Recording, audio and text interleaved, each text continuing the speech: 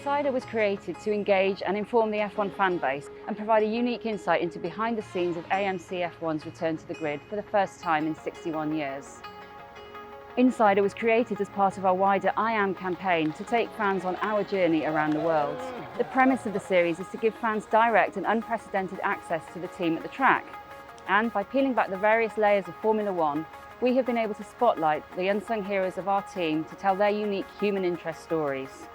As you can see, we're here in Abu Dhabi, but we're actually going to throw back to the last round and show you how this gets pulled together. G'day everyone, welcome to Saudi Arabia. We're here on a Wednesday, and for this episode of Insider, we're actually going to do something a bit different and is show you what we do as the content team here at Aston Martin Cognizant Formula One team. My name's Jimmy. I'm basically the team videographer here. I'm joined here by my colleague Sam, and he's mainly our video editor on the ground, doing the Insider edits as we go, but as well as also assisting with video stuff as he's doing right now, filming me, which feels very weird, but we're doing it. All right, I'll just get a couple of shots here quickly. Nice little panning motion going on here. Nothing beats the scale of a Formula One race.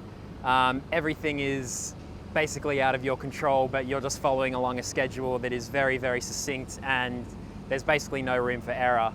So being able to be reactive to the content, being able to get stuff out really quickly is really important. It is Friday here in Saudi Arabia, free practice day. Right now everyone's just getting ready for pit stop practice before the session. This session's important for us for Insider because this is where we get our main protagonists mic'd up and basically explaining what they're doing, but also it's a good time to focus on them and get the cutaways we need for the rest of the edit.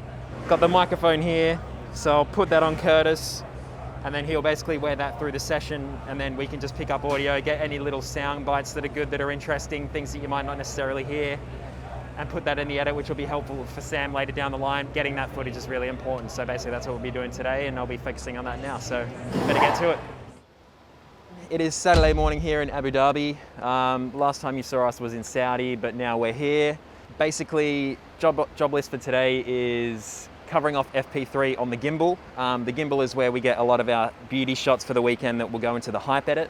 So the hype edit was what we call, which is actually at the start of the Insider episodes with the music and all the nice grading and all the cut shots and all that kind of stuff. So that's my Sunday morning. So I'll spend Sunday morning putting that edit together, which will then go out just before the race. And then also we'll add those to the start of the video, which you all love.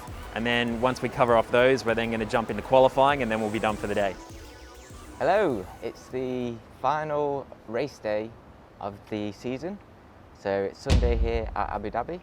I'm Sam, so I am the video editor for Aston Martin Cognizant Formula One team.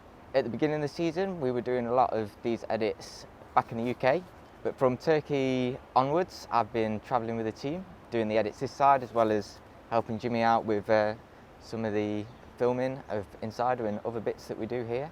So I took a weird way of coming into F1. So I was in football before, which was good because you get used to working in a fast-paced environment. Everything needs to be done straight away, so we can kick things out to you, chuck them on social. So it's a bit of a different environment to video editing. We're not in a soundproof edit studio. We are in the thick of it here, so we can be in a marketing office downstairs, or I can find myself a little quiet spot out here like we are today. But sometimes we're editing in a garage, and that can be really loud, really busy, everybody moving around. You get engine start-ups, so you're trying to listen to what you're editing. Dealing with all that is one of the biggest challenges of the job, trying to stay focused and getting the job done. Today's going to be a pretty flat-out day.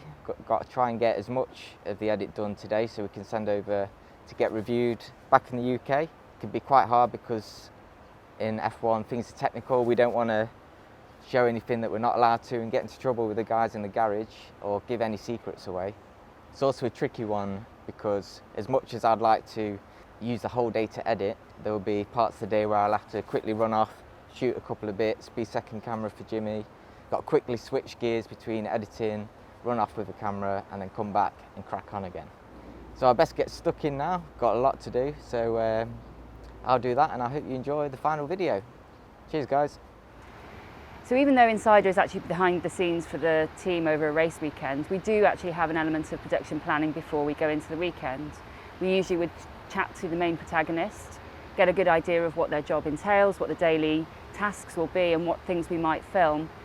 And then we'll put a rough plan together when we're going to talk to them. It's ultimately, we mustn't get in the way of what they're doing. They're here to do their job around the car, working on the car, tyres, etc. So it's important that we don't get in the way of what they're doing, but also we capture that essence of what they're doing and being in the moment.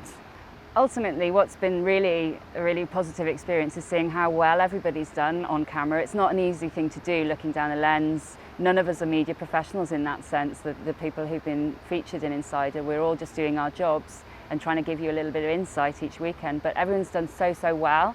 And that's such a great thing to see. And I think that comes down to having great relationships and making people feel comfortable on camera and making them, knowing how to bring the best out of them so that they really are able to show themselves at their best and do their families and friends proud. So what was it like doing Insider for me? Well, it was the first time I've ever been in front of a camera deliberately anyway. I mean, we've been caught a few times on TV throughout the season, but never turned and done a piece to it. So it was really exciting, a little bit nerve-wracking as well, but it was so much fun. I enjoy just getting across to everybody what I do. I think a lot of the things that we've shown you, like not just me, everyone else, you don't normally get to see. So to see behind the scenes, see what we're actually doing, see how long our week build-up is to the race is interesting for everybody. And I just enjoy getting that across because I love my job. I love building F1 cars, I love doing it all. We don't normally get to show you guys what we do. I feel like we did a very good job. And hopefully you guys enjoyed one of our Insider videos, because obviously we really enjoy what we do and we hope that you enjoy it too. Yeah, we're not normally put under the limelight, so it's nice to be able to share our side of the story of what goes on inside the garage and what we get up to. It's nice to give almost a personal feedback or a look in on what we do as a race team and as an actual mechanic wise. POV GoPro was a little bit last minute, but it was something that I thought would be pretty cool just to be able to show everyone, because it's really something that doesn't get seen at all on TV. The camera never gets that up close and personal to what the drivers do as they get into the car and what I do to strap them into the car. Yeah, I got a few messages from friends that saw it and they were all positive about it. But yeah, I've tried to hide it from my family. I don't have to keep explaining to them over Christmas what's going on. They can just watch the video and then there you go, that's what I do. And it also felt good to be able to inspire people to want to do our job as it's caught on camera. We got to work with lots of different people, not just in the team.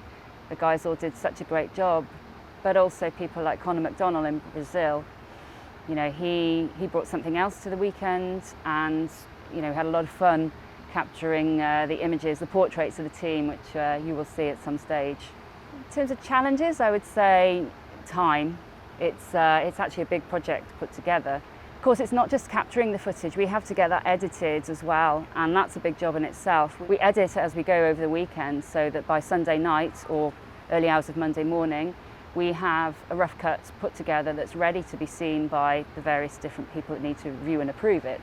So once we've got that rough cut finished on a Sunday night, that goes on to approvals, and that's not just from a production perspective, that's also technical approvals with our engineering team. The job doesn't stop there. Once we have our comments and feedback, Sam has another round of editing and we review, and then hopefully we have a finished product early in the week ready for you guys to watch.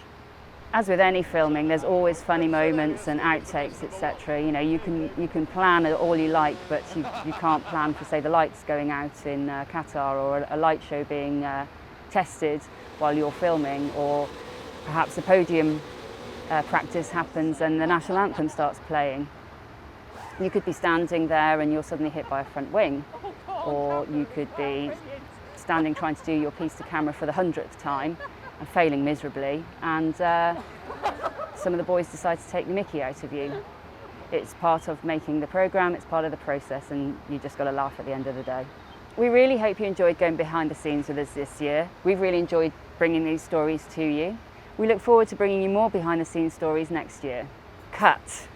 That's a wrap.